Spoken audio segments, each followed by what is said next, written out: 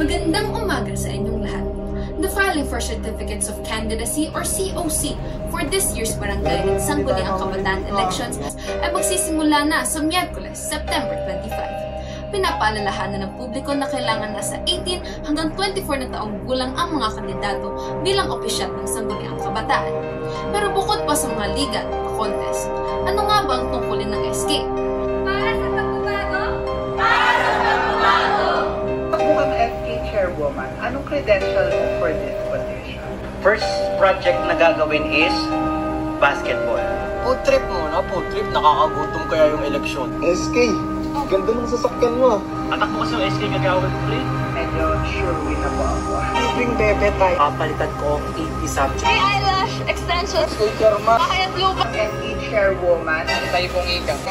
Tagawan! Bibilangin mo. Oo, nabig. Ma. Kaya tara, samahan nyo kami mag-trip.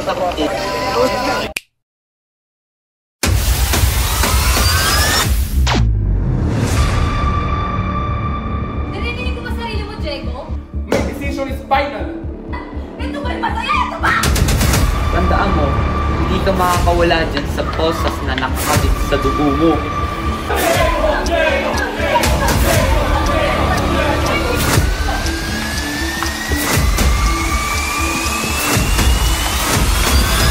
Diego, manalo lumabas ka dyan! Nasaan na yung mga plataformang pinangako mo?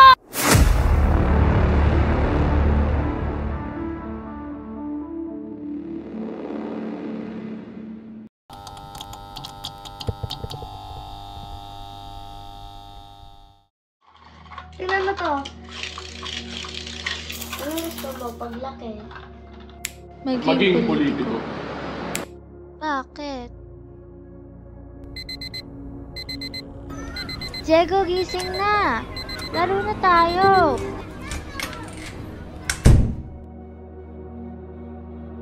Pikachu, I choose you! Charizard, I choose you. Bigay ba to ng lola mo? Oo, nakita niya raw habang namamalengke siya. Kaso, yan lang abot ng pera niya pampasalubong sa akin. Kaya binili niya. That's cool. Sana daddy ko rin.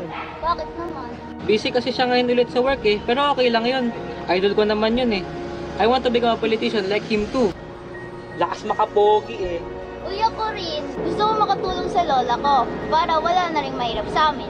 Hey, promise let's help other people in the future. Promise!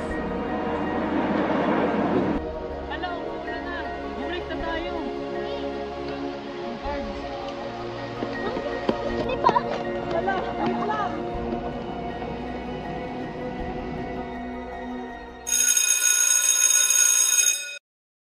Time to introduce yourself. State your name, your age, and your dream job. At kung bakit iyon yung napili mong job. Am I loud and clear? Yes po!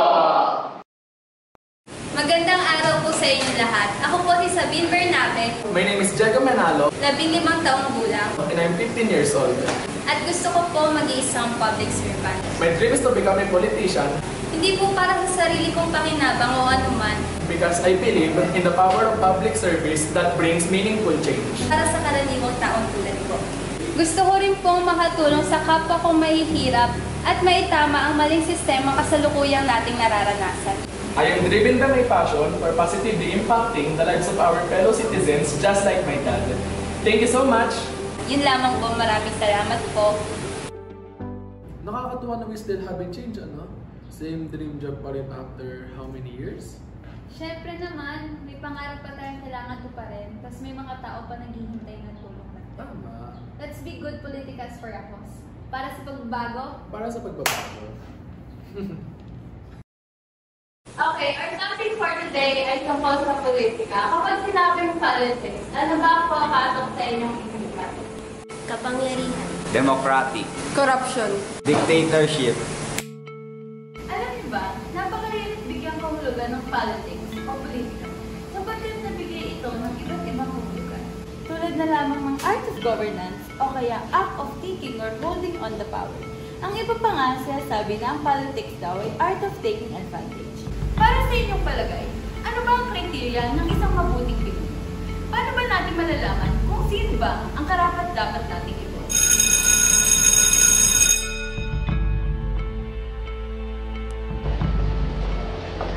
Uy, anong next subject natin? I think math. Uy, anong meron doon?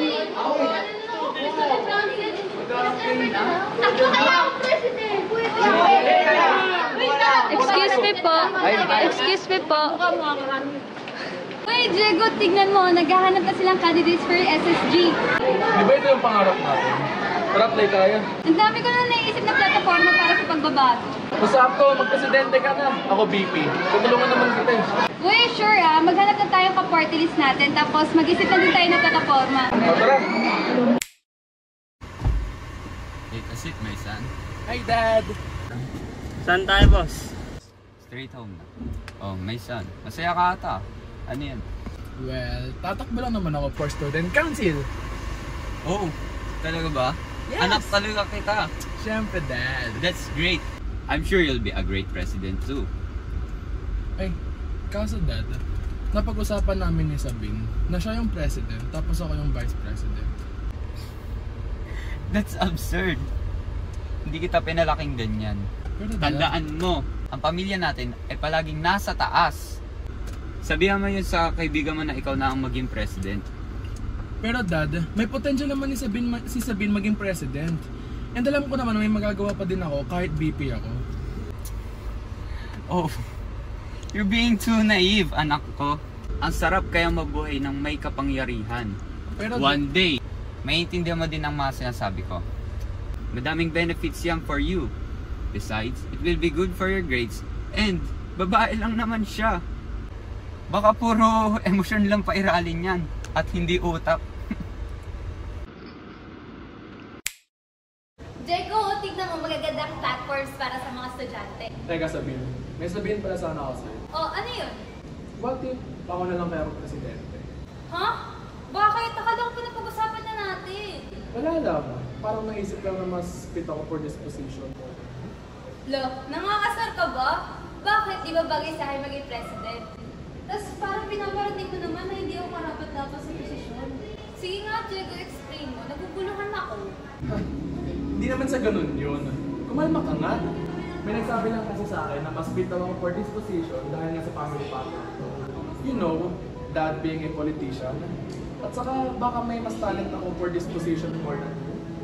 Una sa lahat, kalmado ko. Tsaka, anong gusto mo iparating? Wala akong talento kasi hindi ako galing sa pamilyang politiko. Hindi naging hadlang yun, Diego. Wala akong pinangahawakan sa pamilya mo. Pero sabihin, lola mo lang yan. May alam ba yan sa pamumuno? Saka, mas maganda kung ikaw na lang kanang kamay ko at ako ang leader. Mas matatakot sila sa akin. Mas susunod sila. Hindi sa isang leader na babae. At saka di ba pagdating nga sa inyo, damdamin yung pinapailan nyo sa pagdedesisyon? Narinig ko ba sarili mo, Diego? Ayos ka lang ba? Ha? Lola ko lang? Lang? Diego! As far as I remember, parehas tayong pinalaki ng lola ko. And I learned values from my lola. Huwag na huwag ko siya idadamay dito kasi wala siyang kinalaman dito. Tsaka, hindi naman tayo tumakbo para matakot ang mga estudyante. We're running as part of the student council to serve and be the voice of our schoolmates. Tsaka, wala naman sa gender yung pagiging fit sa posisyon eh. Seryoso ka ba? Saan mo ba nakuha yan? O ayan, tignan mo. Hindi mo na naman ako iniintindi. Ano, ikaw lang. Tinutulungan na kita dito kasi alam kong busy ka sa lola mo. Tinutulungan kitang bawasan yung load mo. At saka, magtutulungan pa din naman tayo. Magpapalit lang ng posisyon. And lastly, gusto ko lang maging proud si Dad. So please, tulungan mo ako, Sabine! Stop making excuses for yourself. Nasabi mo na lahat sinabi mo. Sabine! Sabine!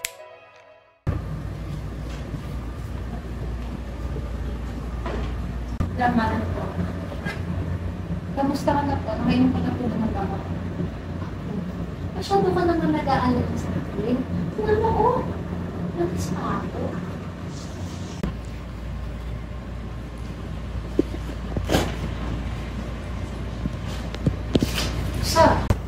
Ayos ka lang ba? Bakit parang ang lalo ng iniisip mo? Naninibago lang po ako kay Diego kanina kasi parang may kakaiba sa kanya. Bakit mo naman nasabihin? Kasi po, di ba, nabanggit po namin sa inyo na tatakbo po kami. Ako po ay president, tapos si Diego po yung vice president. Tapos bigla niya po nabanggit kanina sa akin na palit na lang daw po kami na posisyon. Para po ba wala siyang tiwala sa akin. Pero sabi niya po, ginagawa lang niya daw po yun kasi gusto niya daw po maging proud at class. Okay lang yun. Kung ano man ang dahilan ni Diego, tindihan mo na lang. Wala naman sa taas ng posisyon ng pagiging mabuting leader eh. Tsaka isa pa, kung totoong musila ka ngayong puso sa pagtulong sa kapwa, may posisyon ka man o wala, magkagawa mo pa rin naman makatakbo. Makikita naman ng mga tao kung tunay ang pagsisilbi mo sa kanila ako. Malit man o malaking bagay man yan, ako siguradong pasasalamatan kanila. Basta ako, lagi kang magiging totoo, uunahin mo ang kapakanan ng kapwa mo, at huwag na huwag kang mga abuso ng kapangyarihan. Lagi naman ako nandito para sa iyo. Diba?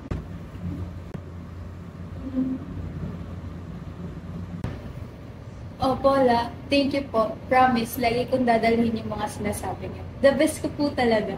Wala lang ako siya. Ibalik ko ng damit mo para makapagpagod ka na, ha? Sige po.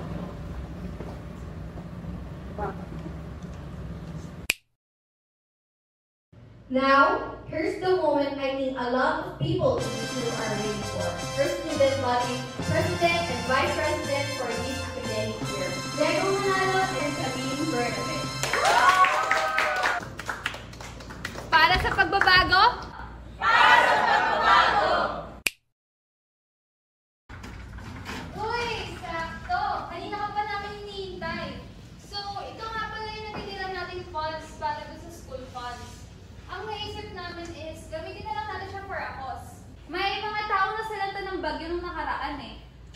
What if mag-start tayo ng donation drive? What do you think? Ay, saglit lang ah. What if pang, ano na lang natin, pang celebrate? Patapos naman natin yung term natin bilang student council eh. What? Narinig mo po sinasabi mo, Diego? Kunti lang naman yung pera, hindi naman nila malalaman yun kung kakaltasan natin.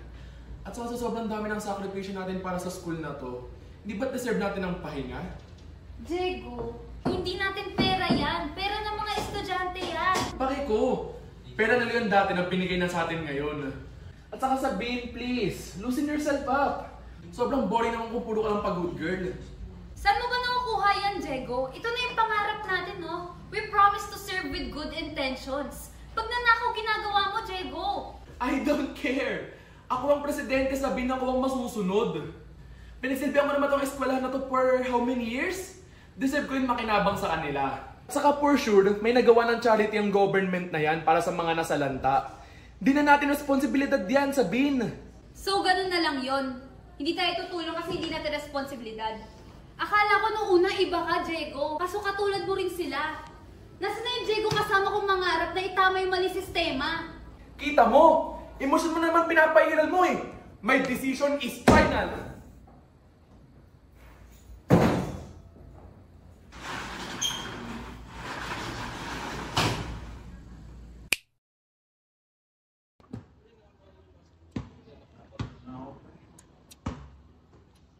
Uy, pre, si Manalo, yung anak ni Ricardo, yung dating mayor. Oo, pre, mayaman nga daw yan eh. Sikat pa. Parang ang lagi nangangampanya yan eh. Oo nga, kaya nga maraming kakilala yung balita ko. Bukas makakampanya na ulit sila. Uy, kinakabahan ako para sa debate mamaya. Kaya nga mamaya na eh. Pero huwag kakabahan. Kaya-kaya mo yan. Uy, nandito na tayo.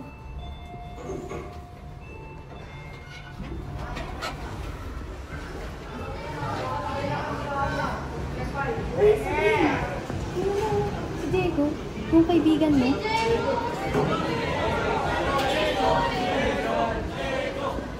Wala, parang sikat siya ngayon. Sa iyong palagay, bakit ikaw ang mas karapat-dapat iboto bilang SK chairman? Pagkat kay Sabine, kapakanan niyo ang laging uunahin. Maraming salamat po.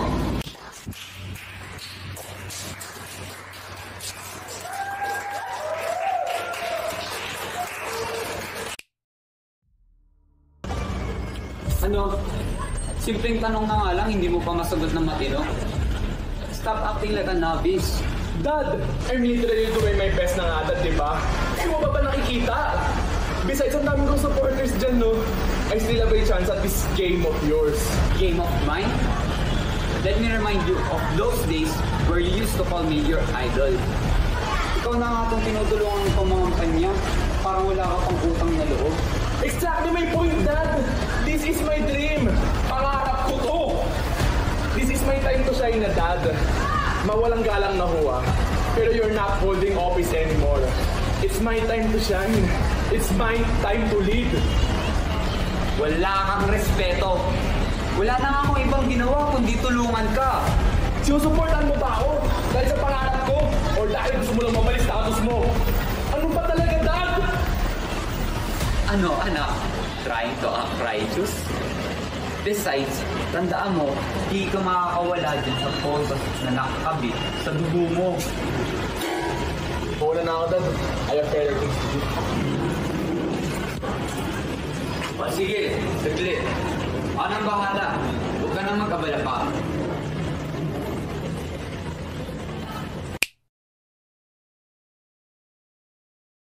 Dating gawi ka. Kala ko ba uli na yung nakaraan, Ricardo? Di para sa akin to. Para sa anak ko. Gara na ng panamana mo. Corruption. Mukhang ginagangster ha? Gagawin mo ba o hindi? Oo naman. Basta sa tamang halaga ng pera. Bigyan mo ako ng pangalan. Sabine Bernabe. Sabine! Grabe, ang galing mo dun!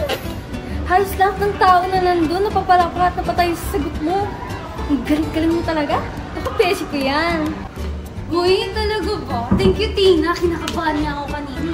Sana manalo ako as SK chairman para sa pagbabago at para sa mga tao.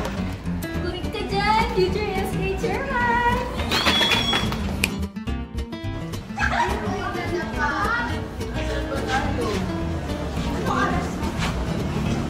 Morning po. Sabine Bernabe po, number 6 sa Malolat. Bote niyo ako bilang SK chairman. Bote niyo po sa para sa magandang kinabukasan. Uy, pre, naalala mo yung kaklase natin yung high school? Buntis daw, Gabi. Ganun ba? Oo, lumabas ng bahay. Ang laki mo dyan. Uy, si Sabine Bernabe ba yan? Yung may issue. Ano issue? Di ba kasi tatakbo yan ng SK? Ang sinasabi, naalala mo yung may kaibigan siya, tapos di ba ang ganda ng sagot niya nung debate? Oo, nandun din ako. Kanya? Kasi nga, di ba nakita mo yung kaibigan niya laging nakabuntot sa kanya? Kasi sinasabi, pre, yung kaibigan doon yung gumagawa ng campaign niya, nung poster niya, pati yung speech, pre, kaya palang ganda ng sagot eh. Seryoso? Bilib ka naman. Oo nga, mangmang daw kasi yan. Sa iskinita lang naman nakatira eh, tapos lola lang yung kasama. Kaya siguro kaya nagpapagawa kasi walang alam sa mga ganyan. Di ba kailangan ng pinag-aralan para tumakbo? Like requirements ko lang. Malay ko, sino naman nag-boto ko?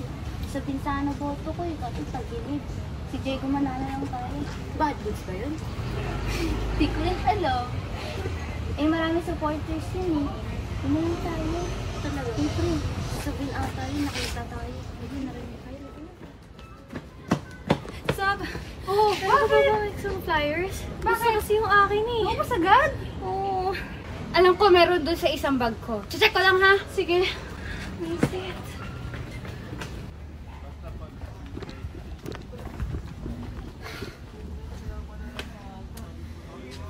Kaya mo to sabihin. Huwag ka magpapaabis sa sinasabi nila. Alam mo naman yung totoo rason ba't ka tumakbo, di ba? Para sa bayan, sabihin. Para sa bayan. Kaya ko to. May tao pa naghihintay para sa akin.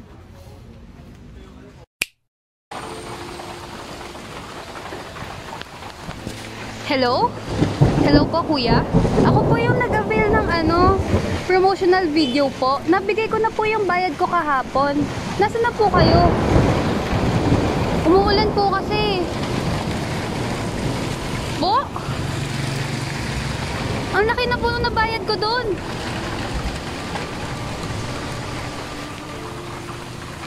Hello? Hello? Huwag mo naman sabihin, napakalaking pera nun. Nasaan na ba si Tina? Tingin ka naman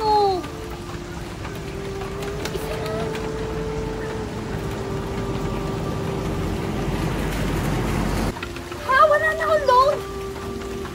Ano na gagawin ko? Tina. Lisa, ano ginagawa mo dyan? Ba't ka nakaupo dito? Pagod na ako! Wala nang may bilib sa'yo. Ako, lola mo. Tawag ka sa suko. ka, paano yung mga taong tutulungan mo? Paano magkakaroon ng pagbabago?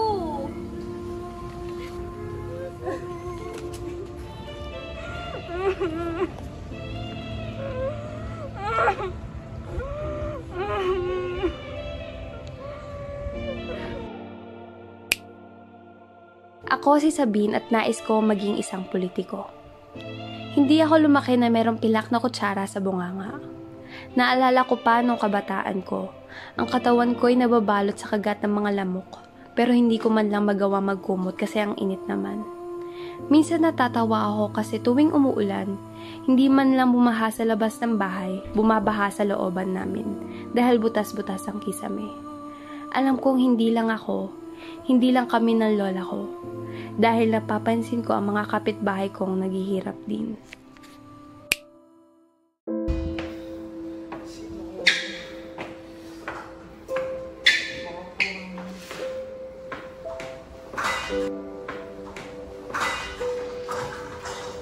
Hoy, ano ba? Bingin ka na ba o nababaliw ka na talaga? Kala mo kasi hindi natidinig eh. Yung pagkain mo nasa na, pucha naman anong oras na. Natayo mo lang. Nakain mo sa mga bata. Saka sigurado naman akong fluensyan mo. Galing ka sa inuman, di ba? Puta naman no. Hindi ba sabi ko sa'yo na mamamalengke ka? Yan ang nga lang gagawin mo, imbis na uminata ka buong araw. Ano, lahat na lang iasa mo sa akin. Pagkain na, pahinga na nga lang yung kaya mo ibigay sa akin tuwing uwi ako. Hindi mo pa magawa. Pambihira naman. Yan. Diyan ka magaling sa pagiging pabaya mo. Tingnan mo yung mga anak mo. Matutulad yun sa'yo na walang kwenta. Wala ka kasing alam kung hindi lumande at maging burara. Magpasalamat ka na lang. Kung hindi baka nasa kasada ka pa. Kapal na mukha mo! Buong araw ako nandito sa bahay kasi inalaga ako anak natin. Natin! Angelo! Akala ko ba madali yung pinagagawa ko? Araw-araw umiiyak yung anak natin kasi gutom na. Wala tayong mapakain. Bawat segundo iniisip ko kung anong kaya kong mabigay, pero wala. Kahit pang tuka, wala! Huwag mo ka tinataasan ng boses! Wala kang karapatan! Hindi ka mabubuhay kung wala ako. Nakadepende na nga lang kayo sa akin. Eh kung iwan ko kayo, ako na nga ito naglalaan. Naglalaan? Eto ba? Eto ba yung putang ko? Ano? Masaya! Eto ba yung masaya? Eto ba? Angelo! Yung perang kinikita mo, imbis na ilaan mo sa anak mo, anong ginagawa mo? Pinagsusugan mo! Kung hindi ko alam, na nang bababae ka? Gabi-gabi kita hinihintay kasi kailangan ko sa support ako. Paano umiiyak yung anak mo? Nagtatanong siya sa akin, asan na ba si Papa? Asan na ba si Papa? Mama, nasan na si Papa? Hindi ko siya masagot. Kasi parehas kami nang tinatanong, asan ka na ba, Angelo? Naghihirap kami dito habang ikaw lumalandi ka sa labas na parang pinatangayap ka!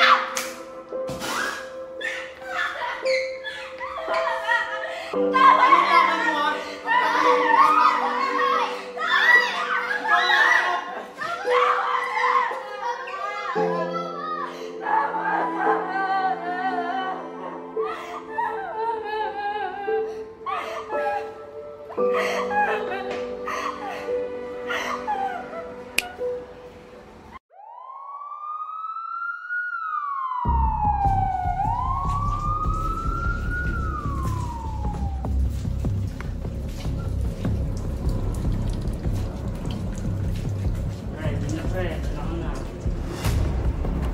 Siguraduhin mong di tayo mahuli dito ah. Hindi ka na makulong ulit, tumayos ka. Pero pakaangas pre, subukan mo na. Hindi ko kaya talaga pre. Bilisan mo na, makakatulong sa'yo yan. Hoy! Kasamay! Gulaw ba, gulaw! Shit! Takbo! Hoy! Hoy! Dito!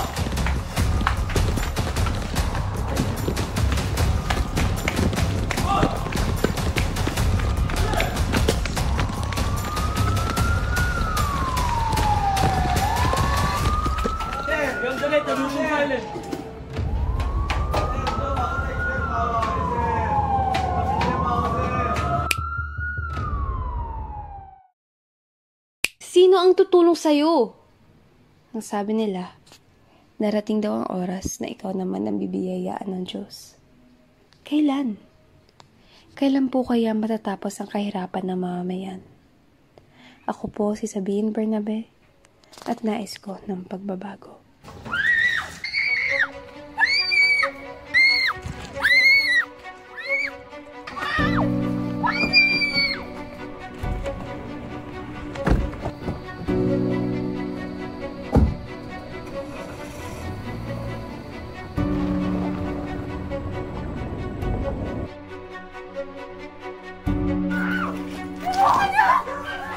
Manahimik ka! Alam mo ba kung bakit nandito? Kasi pakilamera ka! Tiya, please lang po, parang ako ay inabangan mo na kita po! Umurong ka sa pagtakbo! Umurong ka mula sa SK chairman o masasaktan si Cecilia! Huwag mo itadamay, Loli! Congratulations to our new SK chairman, Diego Manalo!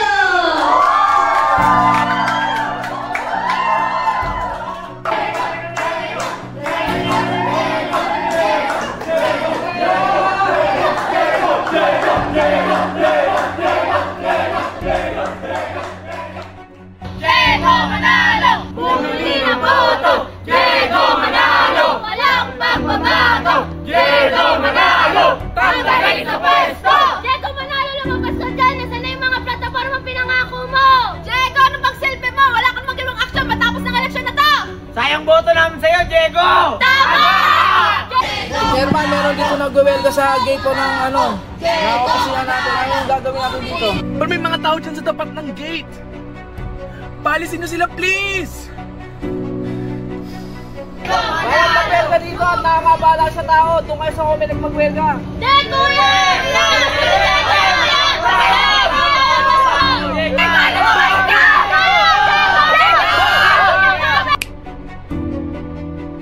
Kailan kayo matututo? Patuloy na sumisigaw ang karamihan ng mga salitang walang kalapis. Tila bang bingi, tila bang bulag. Nasa harapan nyo na ang problema.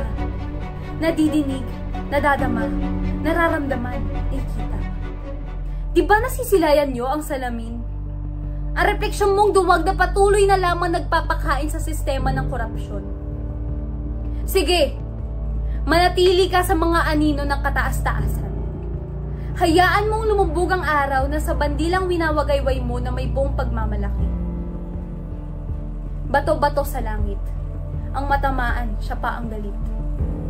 Patuloy kang maniwala sa kasinungalingang tinatago sa matatamis na salita. Patuloy kang malinlang sa mga plataforma puro forma lamang. Sa mga kandidatong patuloy mong tinitingala, nalilimutan mo nang yumuko sa ibaba. Sumisigaw ang kapwa mo Pilipino, parehas ang kultura at pagkakilanlan, nananalalantay sa dugo nyo, nanghihingi ng tulong pero patuloy na tinatakpan. Patuloy kang mag-iignorante. Pagtapos na eleksyon, sinasabi ko sa'yo, di ka na naman makakampante. Pagtaas ng presyo ng bigas, patuloy na paghirap ng mahihirap, patuloy na pagyaman ng mayayaman. Sige, isisi mo lahat sa gobyerno. Isisi mo lahat sa politikong binoto mo. Isa ka bang malamanyikang kontrolado? Alamin mo ang responsibilidad mo. Malay mo, ang lilang tinta sa daliri bawat pagboto mo ay humahantong sa dugo galing sa kapwa mo. O ano? Masakit ba? Masakit ba ang malaman ng katotohanan? Ano? Patahimikin mo ko! Siguraduhin ko mabubuklat muli ang librong nilalam mo ng katotohanan. Gumising ka! Magkaroon ka ng malay! Putukin mo ang bulong kinitirhan mo! Para sa katotohanan, hindi ko lamang batalo! Ikaw ang pagbabagong matatama sa pinawahan ng ating Pilipinas! Tayo ang may hawak ng pluma na sumusulat ang kinabukasan ng ating bansa. Huwag mo hayaan lunurin ang boses ng katotohanan. Sumigaw ka hindi lang para sa sarili mo, para sa kababaihan, para sa kalakihan, para sa